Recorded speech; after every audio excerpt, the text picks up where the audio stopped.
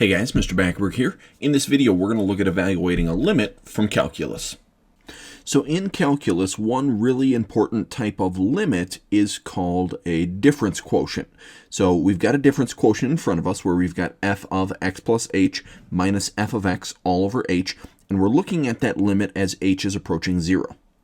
Now, when we're looking at the limit of a difference quotient, we can't just direct substitute 0 in for the h, because that's going to give us that 0 over 0 indeterminate form. So we're going to have to do some algebra to work on simplifying some things down and maybe getting some things to cancel out in order to actually evaluate this limit. So in this first example, we're going to look at the function f of x equals x squared minus 1, and we're going to do this difference quotient here, f of 3 plus h minus f of 3 all over h, and we're going to do that limit as h is approaching 0. So the first thing we have to do is try to figure out what this function notation is telling us to do. So this f of 3 plus h means in our function f, where the x is, we're supposed to plug in 3 plus h. So our function is x squared minus 1. So where that x is, I'm supposed to plug in the 3 plus h, and that gets a squared on it, but then this is still minus 1. So that's the first piece of this difference quotient, minus, now I'm supposed to do f of 3. So for that x, we're just going to plug in 3. So this is going to be 3 squared minus 1, and this is all being divided by h. And we're trying to evaluate this limit as h is approaching 0. But again, like I said before, we can't just direct substitute 0 in for h because that would give us the indeterminate form. So we have to try to simplify this down. The back end of that numerator should be fairly easy for us to simplify down. 3 squared is just 9, and if I subtract 1 from that, that's going to be 8. So the back end is going to say minus 8. The front end, though, might be a little trickier. With this 3 plus h squared, that really means that we're taking 3 plus h and multiplying by another 3 plus h. So if we FOIL that out, 3 times 3 is 9. 3 times h is plus 3h. h times 3 is another 3h. And then h times h is h squared. But then I still have this minus 1 in there. And this is all still over h. Now I want to work on simplifying some things down and maybe rearranging things a little bit. So on top, as I look at combining some of those like terms, I've got h squared. 3h and 3h is going to give me 6h. On the back end, with that negative 1 and that negative 8, that's going to be negative 9. And if I combine that with the 9 in the front, those are going to cancel each other out. And we've still got this denominator of h. But now there's actually a little bit of factoring that we can do on top. We could take out a GCF of h, which would leave me with h plus 6 over h.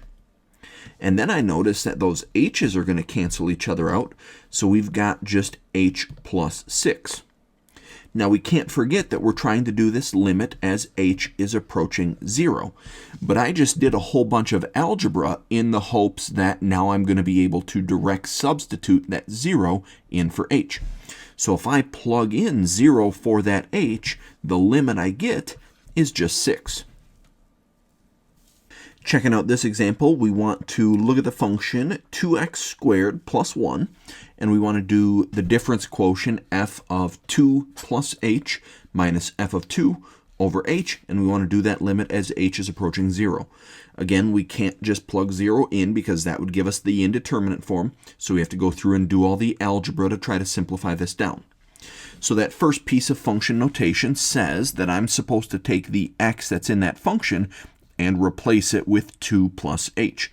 So this would be 2 times 2 plus h squared plus 1 minus f of 2 means I'm supposed to plug in 2 for that x value. So 2 times 2 squared plus 1. This is all over h, and we're still trying to do that limit.